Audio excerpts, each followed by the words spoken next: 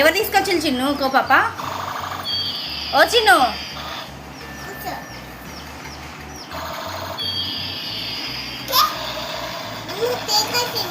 ఎవరు తీసుకొచ్చిర్రు?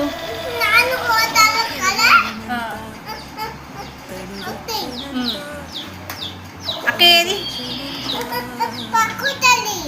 అక్క ఏది? ట్యూషన్దా? ఓకే, నువ్వు కూడా వెళ్ళొచ్చు కదా ట్యూషన్కి.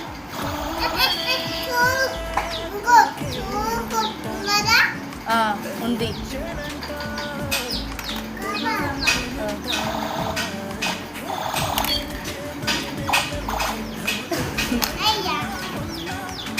ఏంటి?